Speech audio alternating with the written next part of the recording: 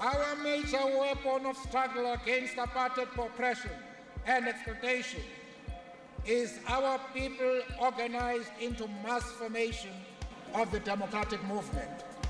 Nelson Mandela was an anti-apartheid activist and the first black president of South Africa. He was born Rolihlahla Mandela on July 18, 1918, in the rural village of Mvezo. A descendant of the Tembu royal family, Mandela's father served as a local chief and counselor to the king. His devout Christian mother enrolled him in a Methodist school, where he was given the English name Nelson. After his father's death, the 12-year-old Mandela was brought to the center of the Tembu monarchy to be raised by the king's regent. Living among the royal family exposed Mandela to powerful examples of black leadership that remained a source of influence throughout his life. Mandela attended the University College of Fort Hare and studied law at the University of Witwatersrand in Johannesburg. The school's only black student and a frequent target of racism, Mandela soon began to immerse himself in the world of radical politics. In 1944, he joined the African National Congress, an anti-colonialist political party that fought to enfranchise and empower the black population living under an oppressive white authority.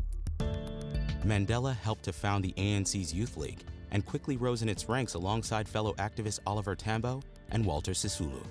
With the National Party's rise to power in 1948, South Africa's racial inequality was officially codified under the system of apartheid. The government passed legislation that institutionalized discrimination and enforced the supremacy of the minority white population.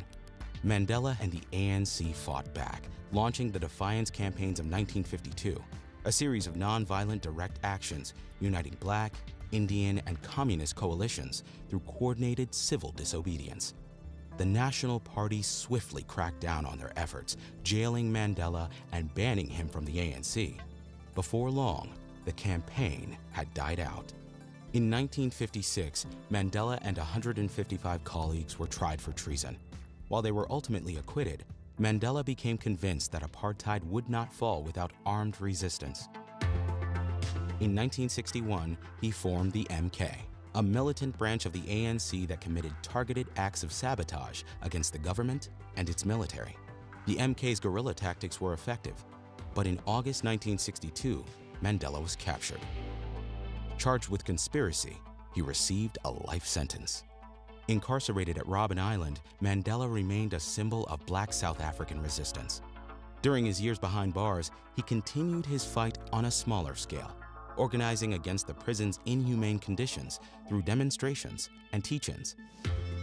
Calls for Mandela's freedom gradually built up global support, and South Africa's government buckled under growing pressure. Finally, in 1990, after 27 years, Mandela was released from prison. South Africa held its first open elections in 1994. The African National Congress, led by Mandela, won in a landslide. As president, Mandela prioritized national programs that expanded access to social services, education, and housing.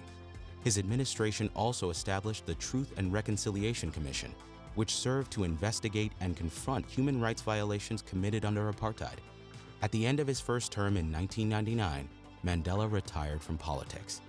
He continued to commit himself to activism, particularly in response to the AIDS crisis, until the end of his life. In 2013, Mandela died of a respiratory infection at age 95. He still stands as both the father of his nation and an international symbol of hard-won liberation.